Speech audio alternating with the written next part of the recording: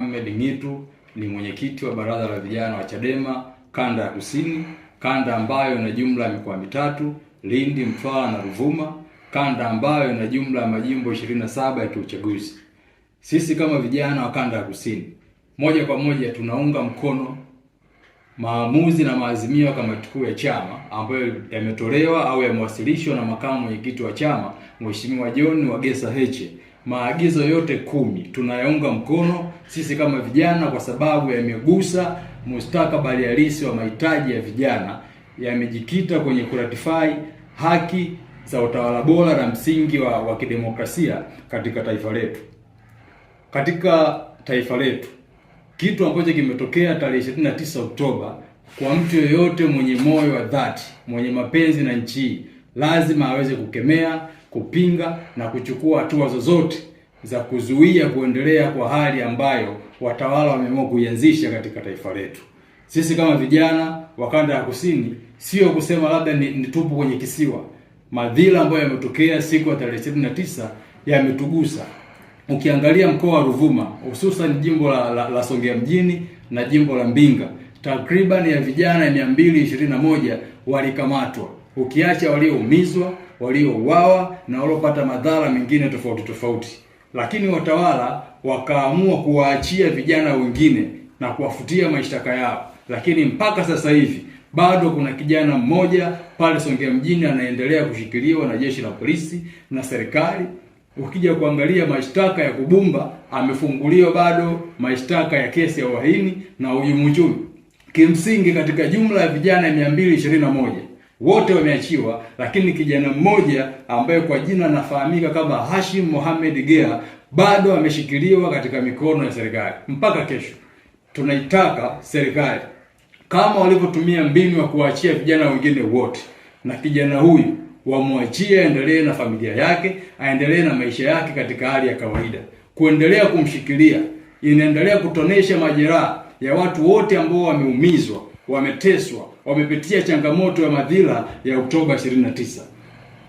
Kwa mantikio, serikali ya Chama cha Mapinduzi bila kupepesa macho iweze kuwaachia watu wote ambao wanateseka kwenye kuta za mahabusu bila hatia ya aina yoyote. Maana kumekuwa na utaratibu sasa. Ukija kuangalia pale Mbinga, aliyekuwa mweka hazina wetu wa kanda Mheshimiwa Mario Milinga bado anashikiliwa na anatakiwa kuwa na ripoti kituo cha polisi kila baada ya siku 3. Yaani kila baada ya masaa 72 Mheshimiwa Mario anapaswa kuripoti katika kituo cha polisi, kitu ambacho kinampotezea muda wa kuendelea na shughuli zake za kiuchumi, mambo yake ya kifamilia. Bado anakwenda kwenye kuta za polisi kwenda kuripoti. Huu ni utumwa. Taifa ambalo lina uhuru takriban miaka 60, leo hii bado wananchi wanaishi katika msingi wa hofu, msingi wa kuhofia usalama wao, kuhofia maisha yao, kitu ambacho hakiko sawa sawa. Jambo la pili, kutokana na msimamo wa chama, tunaipinga na kukataa kabisa huu uchaguzi batili ambao umefanyika, umepatikana serikali ambayo haina uhalali wa kisiasa. Bado haitoshi, serikali na watawala wameamua kukiunda chombo tena cha kimaigizo cha kuwadaa vijana wa Tanganyika. Yaani wameunda chombo cha wizara ya vijana. Vijana wa Tanzania hawana changamoto ya kuwa na wizara. Hata kama watawala wakiamua kuunda wizara 100, zote zinazoitwa wizara za vijana, bado sio suluhisho. Bado watawala wanashupaza shingo, wanajifanya kiburi, kutotambua vijana wa Tanganyika wanahitaji kitu gani. Vijana wa Tanganyika hatuhitaji wizara. Vijana wa Tanganyika tuna shida na ajira, tuna changamoto ya mifumo ya utoaji haki, kumekuwa na madhila ya utekaji, vijana wako huru, vijana wanapitia changamoto ya ubaguzi na unyanyasaji katika nyanja za kiuchumi, kisiasa na masuala mengine mengi. Sio kuwa na wizara kuwa sehemu ya suluhisho. Hatuhitaji hiyo.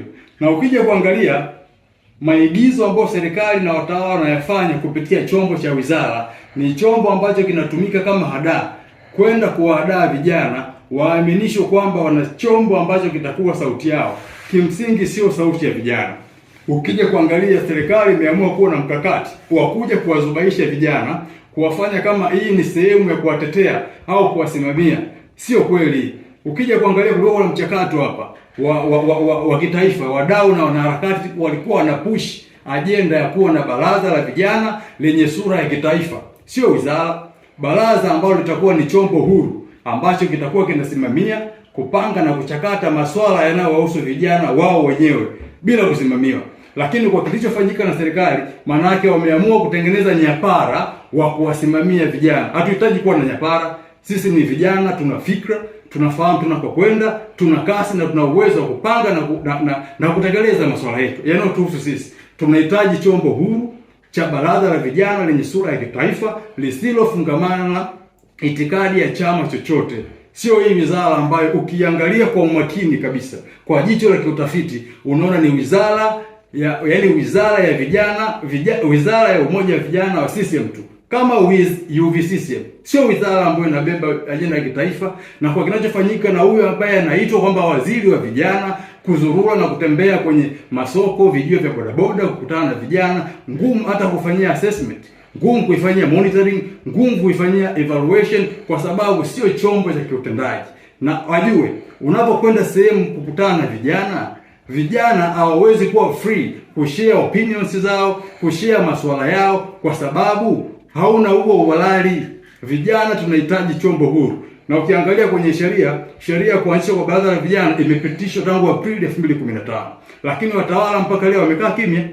Tunahitaji chombo huru. Ukija kuangalia wenzetu Kenya, wana National Youth Council, wana baraza lao. Ukienda kuangalia pale Ghana, wana National Youth Authority, wana baraza lao. Vijana wanakuwa na chombo chao cha kujadiliana, cha kuchakata masuala yao. Ukija kuangalia South Africa, wana National Development Youth Agency. Ipo agency maalum ambayo inashughulikia masuala ya vijana kwenye mambo yao ya msingi. Lakini hapa Tanzania vijana wanafichwa na kusimamiwa. Tunahitaji hiyo freedom ya kuweza kufanya shughuli zetu na masuala yetu. Na hata baba wa taifa mwaka 1961 anatuongoza kwenda kuchukua uhuru wa taifa hili, alikuwa na umri wa miaka 39. Kitafsiri yake alianza kufanya mapambano kupigania taifa hili akiwa na umri wa miaka 30 kitu, akiwa na umri wa vijana. Lakini leo hii vijana wa Tanzania wana age ya kufanya mapambano, kuonesha njia sehemu gani sahihi ambayo tunaweza tukaenda na kufikia malengo ya kufikisha ndoto zetu, kupinga udhalimu na kupinga mambo mengine mengi.